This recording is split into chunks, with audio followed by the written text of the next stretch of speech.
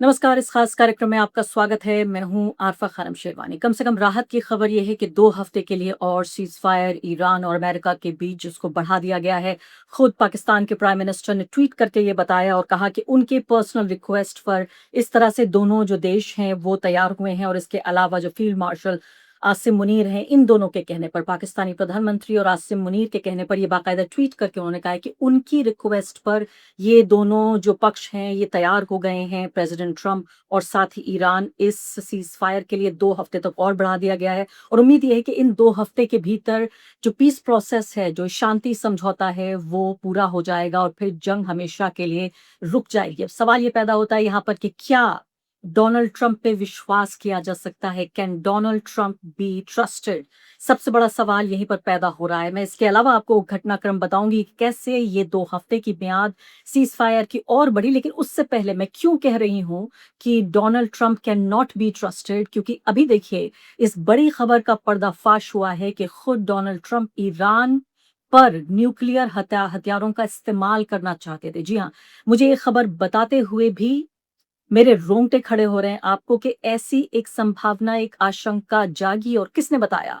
किसी पत्रकार ने नहीं बताया, बल्कि खुद एक सीआईए के सदस्य ने, got some पूर्व problems and सदस्य got to ने try to deal with it. बाकायदा And then टेलीविजन there पर was a इस बात report को out बताया पूरी um, जनता के सामने कि that Donald Trump they had an चाहते थे emergency कि जो meeting न्यूक्लियर Saturday बटन है night. उसको प्रेस किया And जाए। आप जानते हैं सिर्फ कुछ ही तो ऐसे देश हैं इस दुनिया में जिनके पास न्यूक्लियर हथियार हैं, और उन न्यूक्लियर हथियारों में सिर्फ एक ऐसा देश है जो पहले इसको इस्तेमाल कर चुका है, वो है यूनाइटेड स्टेट्स। तो यूनाइटेड स्टेट्स का ये इतिहास रहा है कि ऐसी बात नहीं है, अगर इस बार वो ईरान पर इन न्यूक्लियर हथियारों का इस्तेमाल करता तो अपने आप में ये कोई बहुत अतिशयोक्ति नहीं होती, कोई ऐसी चीज नहीं होती जिसके कोई ऐतिहासिक प्रमाण नहीं मिलता। खुद यूनाइटेड स्टेट्स इस्तेमाल कर चुका है। अकेला ऐसा देश उन कुछ देशों में शामिल है जिनके पास न्यूक्लियर हथियार हैं, उनमें से सिर्फ एक देश ने इसको इस्तेमाल किया है। बहुत ही रोंगटे खड़े कर देने वाली ये खबर है। ये सीआईए में काम कर चुके जॉनसन हैं जो टेलीविजन पर यहाँ बात कर रहे हैं, जो कह some रहे हैं problems and कि got to try Trump to deal tried with to it. Use And nuclear then there codes was a in report emergency out meeting. जब ईरान के that ताल्लुक से, they had an ईरान के संबंध emergency से meeting एक Saturday nuclear, night. एक And exclusive meeting हो apparently, रही well, थी, one report एक coming out of that emergency meeting meeting हो रही थी। at the White उसी House दौरान is that Donald Trump Trump ये चाहते wanted थे कि to न्यूक्लियर हथियारों का use the nuclear, इस्तेमाल किया so-called जाए use the ईरान पर, nuclear और उनका codes. ये कहना है कि And इसको रोका। the General जो Dan top Kane army stood general up and हैं said no. Kane, top He army invoked general Kane ने इसको रोका। इसके अलावा एक और खबर, और ये पूरी तरीके से पुष्टि हो चुकी है इस खबर की, ये कोई अफवाह नहीं है जो मैं आपको यहाँ बता रही हूँ। तो जो US joint chief of staff हैं एयरफोर्स जनरल डैन केन, वो एक इमरजेंसी मीटिंग से फौरन वहां से रवाना हो गए, छोड़ के चले गए उस मीटिंग को नाराज होकर, क्योंकि जो लोग वहां पर मौजूद थे इस मीटिंग में, उनका ये कहना था कि न्यूक्लियर कोड्स का इस्तेमाल करना चाहते थे ईरान को हतोत्साहित करने के लिए, ईरान का हौसला तोड़ने के लिए, ईरान को हराने के लिए। लेकिन जो जनरल केन केन है, उन्होंने कहा कि ऐसा नहीं करने की मैं इजाजत नहीं दूंगा। और US uniform code of military justice, यानी खुद जो अमेरिका का अपना कानून है, उस कानून की दुहाई दी उन्होंने, जिसका नाम है US uniform code of military justice. खुद उस कानून की दुहाई देकर कहा कि मैं इस बात में बिल्कुल शामिल नहीं हूं, मैं इस बात की बिल्कुल इजाजत नहीं देता कि आप न्यूक्लियर कोड का इस्तेमाल करें। आपको ये तो मालूम ही है कि इस जंग में कई ऐसे अमेरिकी अधिकारी हैं, अमेरिकी सेना के उच्च अधिकारी, या तो जिन्होंने इस्तीफा दे दिया है या उनको निकाला गया है, जो इस जंग को लेकर पूरे तरीके से सहमत नहीं है। वो नहीं चाहते कि ईरान के ऊपर इस जंग को अंजाम दिया जाए। लेकिन डोनाल्ड ट्रंप फिर भी इस जंग को कर रहे हैं, क्योंकि उनके जो बाकी साथी हैं, चाहे वो वाइस प्रेसिडेंट हो, चाहे वो सेक्रेटरी ऑफ स्टेट हो, चाहे वो सेक्रेटरी ऑफ डिफेंस हो, वो तमाम लोग जो हैं, वो जायनिस्ट लॉबी जो है इजराइल की, उसके इतना अंदरूनी अंदर तक पेवस्त हो चुके हैं कि वो ईरान और फिलिस्तीन की तबाही से कम इनको कुछ भी नहीं चाहिए। तो ये अपने आप में हैरान कर देने वाली बात है। लेकिन पता नहीं कब तक डोनाल्ड ट्रंप को रोका जा सकता है इस न्यूक्लियर लाल बटन को प्रेस करने से, कब तक रोका जा सकता है? वही डोनाल्ड ट्रंप।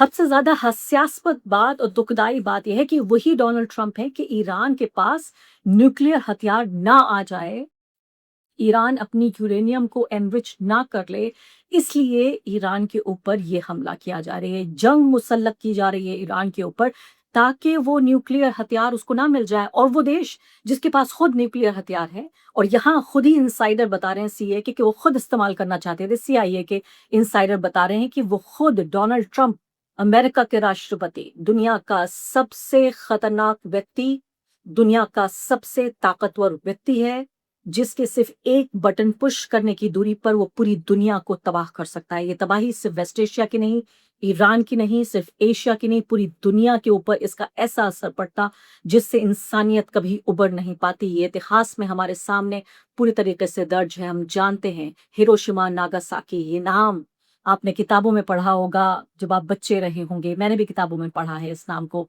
जो टेक्स्ट बुक में पढ़ाया जाता है कि ऐसी तबाही इंसानियत ने कभी नहीं देखी। अब मैं आगे बढ़ती हूँ और आपको बताती हूँ। और आगे बढ़ने से पहले एक अदना सी गुजारिश कि आप मेंबर बनिए मेरे चैनल का, आरफा खानम शेरवानी। अगर आप मेंबर बनते हैं, आपके समर्थन से आप मेरा हाथ मजबूत करेंगे, इतना मजबूत कि मैं सत्ता का कॉलर पकड़ के सवाल पूछ सकूंगी और जो हमारे समुदाय में हाशिए के जो तबके हैं उनकी आवाज उठा सकूंगी। आप यकीन जानिए, आपका एक छोटा सा सहयोग मेरे लिए इतना बड़ा होगा जिसके लिए आप अंदाजा भी नहीं लगा सकते। कि यहाँ पर अल जजीरा रिपोर्ट कर रहा है कि पाकिस्तान ने एक बहुत ही की भूमिका निभाई है इन दोनों के बीच बातचीत कराने में, और वरना बहुत खतरनाक नतीजे निकल सकते थे। ये साउथ एशियन, ये जनरल डायरेक्टर जनरल हैं south Asian strategic stability institute university की, एडवाइजर हैं पाकिस्तान की मिनिस्ट्री ऑफ डिफेंस की, मारिया सुल्तान। इनको कोट करते हुए अल जजीरा ये कह रहा है कि सीज फायर अगर एक्सटेंड नहीं होती तो बहुत बुरे हालात होते और बहुत तेजी आ जाती अमेरिका के हमलों में ईरान के ऊपर जो हमला कर रहा है। ये बात उन्होंने अल जज़ीरा को बताई। इसके अलावा उन्होंने ये भी कहा कि जो सिचुएशन है स्ट्रेट ऑफ हॉर्मुज़ में वो बहुत ज़्यादा खतरनाक हो जाती। आप जानते हैं स्ट्रेट ऑफ हॉर्मुज़ में सिर्फ अमेरिका का ही इंटरेस्ट नहीं है, इंटरेस्ट तो वहाँ पर पूरे वेस्ट एशिया का है। पूरी दुनिया की 20% जो एनर्जी ज़रूरत है वो वहाँ से आती है। भारत पर इसका कितना भारी असर पड़ रहा है ये भी आप अच्छे तरीके से समझते हैं। हम और आप तो भुक्तभोगी हैं।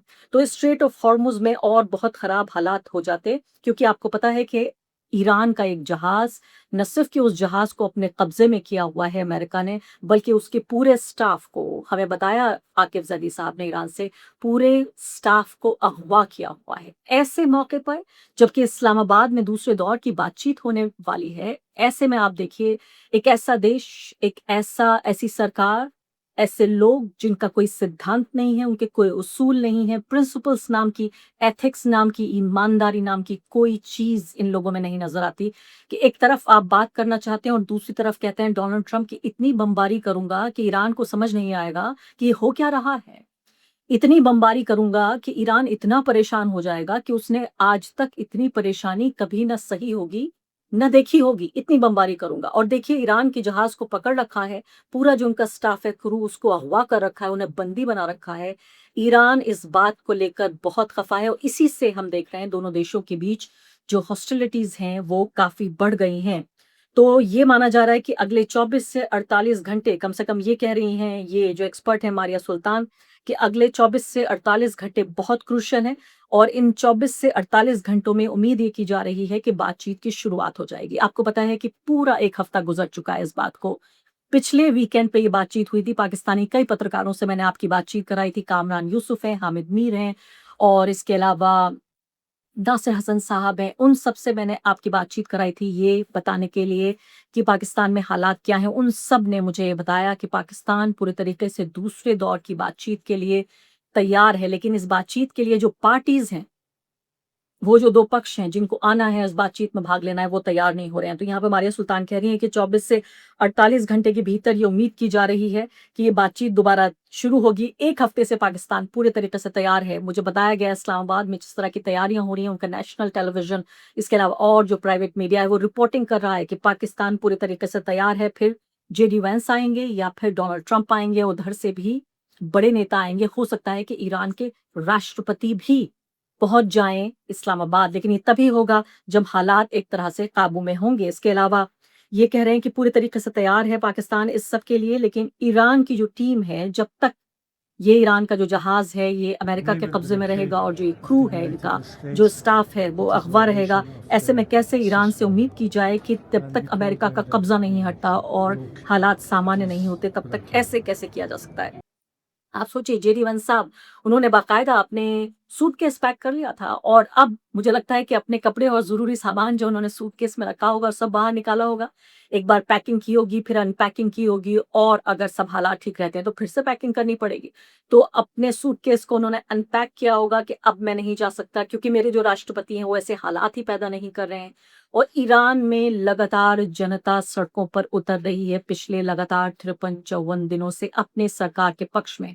दूसरी तरफ आप देख रहे हैं अमेरिका में कि वहाँ जो पूर्व फौजी हैं, वो एक संघर्ष कर रहे हैं, एक आंदोलन कर रहे हैं, उन्होंने एक जिहाद छेड़ दिया है अपनी ही सरकार के खिलाफ कि हम नहीं चाहते कि आप इज़राइल की इस जंग को लड़ें।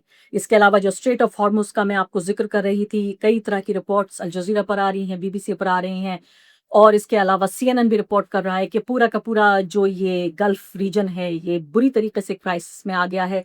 कुवैत ने ख़ासकर ये कहा है, कुवैत से रिपोर्टिंग करते हुए यहाँ पर मैं देख रही हूँ ये रिपोर्ट कि सिर्फ़ अभी तक ऐसा हुआ है स्ट्रेट ऑफ हॉर्मुज़ के खुलने की बात को लेकर, उसके बाद 20 सिर्फ़ जहाज़ ऐसे हैं, कुवैत के जो जा पाए हैं वहाँ पर। लेकिन पूरे जंग के दौरान ज़्यादातर बंद रहे हैं और गल्फ़ कंट्रीज़ इससे ज़्यादा नहीं सह सकते। गल्फ़ कंट्रीज़ की जो पूरा उनका इंफ्रास्ट्रक्चर है, पूरा जो ढाँचा है, वो कोलैप्स कर रहा है, पूरे तरीके से ढह रहा है। वो कह रहे हैं 90% of state revenue comes from oil experts.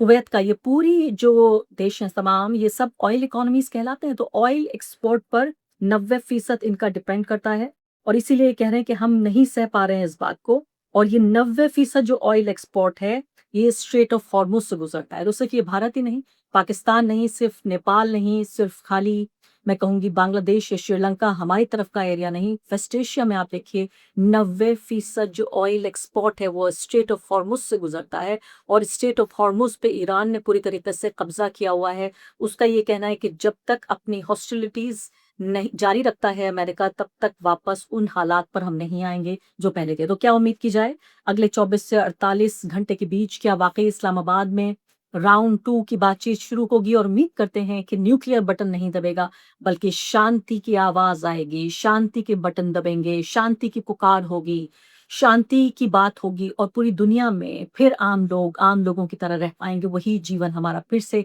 ठीक तरीके से हम रह पाएँगे और ये जंग के जो बादल हैं, काले बादल, ये छँट जाएँगे। इसी उम्मीद के साथ इस कार्यक्रम को मैं ख़त्म करती हूँ, लेकिन जैसे ही इस मामले पर नया अपडेट आएगा, मैं आपके सामने फिर हाज़िर होंगी। शुक्रिया।